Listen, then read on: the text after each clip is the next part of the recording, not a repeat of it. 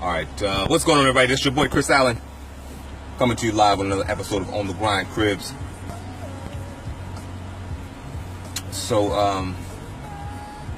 I got hit up the other day about, a day in the life of a real estate agent. Like, what's my typical day look like? What's a typical day for a real estate agent? And like I said, once again, I'm not a spokesperson for real estate agents, and it's just me personally. Well, I usually wake up around 4:30 every day and hit the gym. I got to keep the body right. I got to keep the body right. It feels like I'm sluggish. If I don't work out, I feel sluggish. And so I typically get to that gym around 4:30, 5 o'clock a.m. And I work out for about an hour, hour and a half. Typically about an hour. If it's an hour and a half, that means I'm really not doing something major. If I'm not really working out hard and I have this extra energy that I just tend to stay and see if I can work out some of this extra energy. But typically, if I'm working out really, really hard, it's about 45 minutes to an hour, and then I'm out of there. Come home, take a shower, and then give me something to eat. Fry me up some eggs or some grits or something, or some oatmeal or something to try to get into my system. Kick it with my son Chandler. Try to get him ready for, when it's in school time, try to get him ready for school.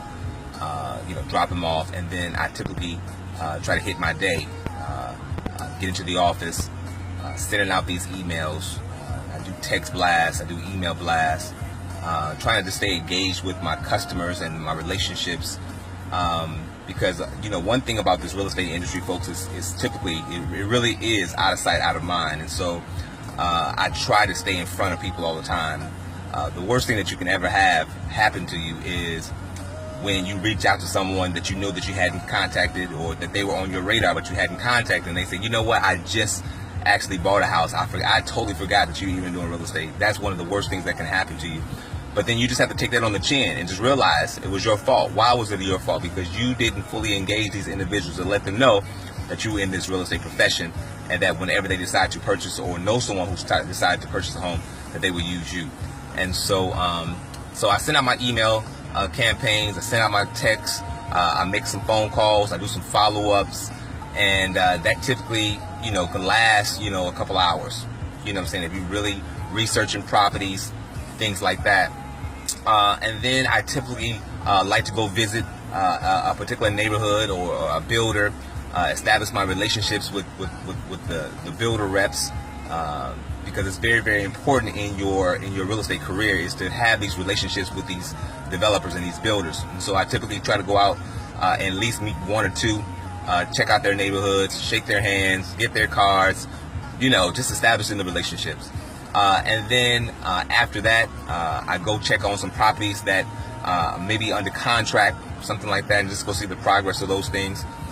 Touch base with the title companies and things as such. But and then I pretty much just do some more follow-up calls. Check the voicemails. I might have missed some calls or whatever. And then I try to wrap it up. And then on Wednesday, what I do is I typically let my day kind of go early, because I like to go to church. I got to keep my faith right.